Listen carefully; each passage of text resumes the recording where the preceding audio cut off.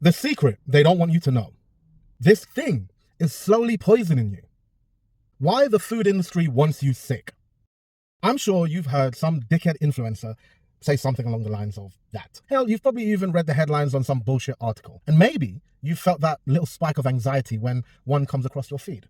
Maybe you clicked on it. Maybe you shared it. And maybe you even changed your entire diet because of it. And the person who posted it, well, they got exactly what they wanted. Let's talk about what's actually happening, because once you understand it, it's actually fucking mad. The fitness and health content space is ginormous. Millions of creators, myself included, competing for the same limited resource, your attention.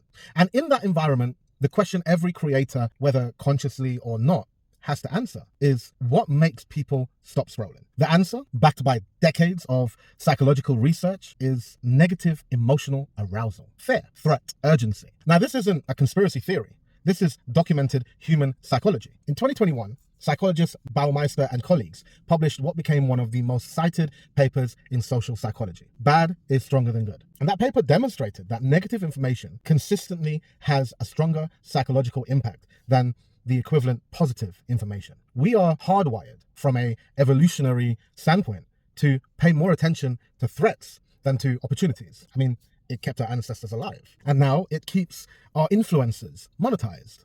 A 2014 study published in the Journal of Marketing Research found that content triggering high arousal emotions, like we said before, fear, anxiety, anger, they were significantly more likely to be shared than content that triggered low arousal emotions like contentment or mild interest. So when someone titles a video, "This food is slowly killing you," they're not necessarily trying to inform you. They may be pulling a lever that they know either intuitively or by studying their analytics that produces more clicks, more shares, and more follows. The fear is the product and you are the consumer. Here's the uncomfortable truth about how health information spreads. A video that says a 2023 meta-analysis of 47,000 participants found that moderate processed food consumption showed no statistically significant association with all-cause mortality when controlling for overall dietary pattern is accurate, nuanced, and important, and also a fucking mouthful. Something like that would get 12 views, maybe 2 likes, and a comment from someone's mum. A video that says processed food is destroying your gut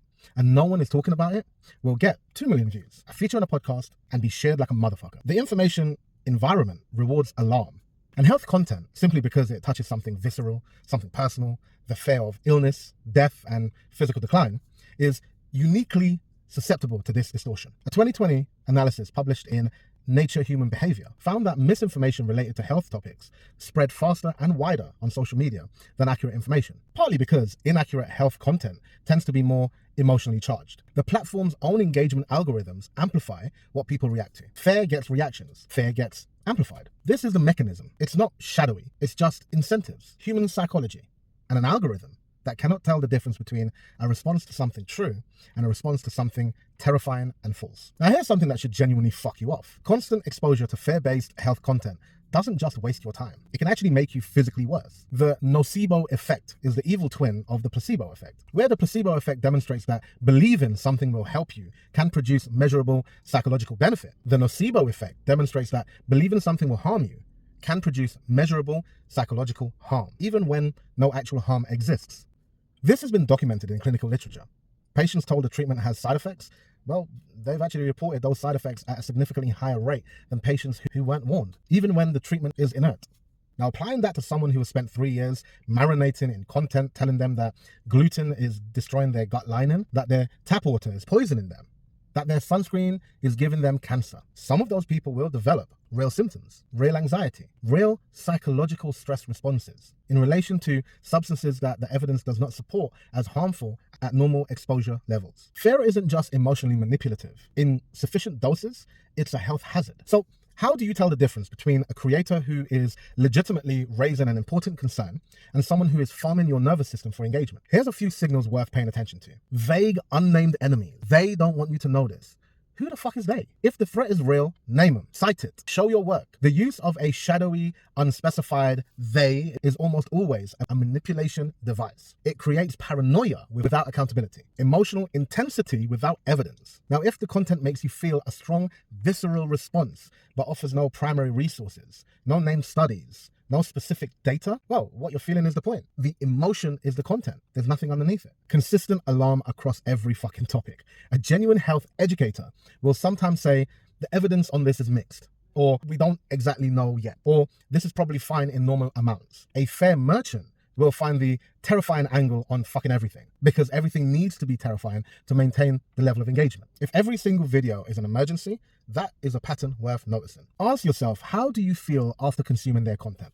Not during.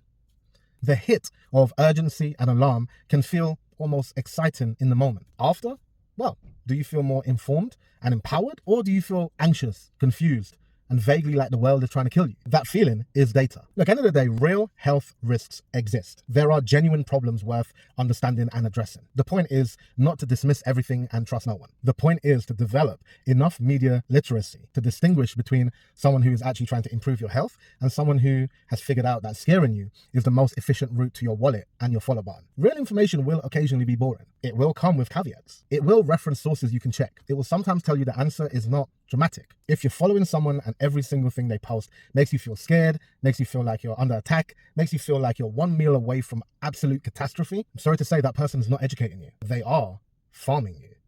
Fuck them. Unfollow them and find people who respect your intelligence enough to tell you the truth, even when it's less exciting than the alternative. Your nervous system will thank you.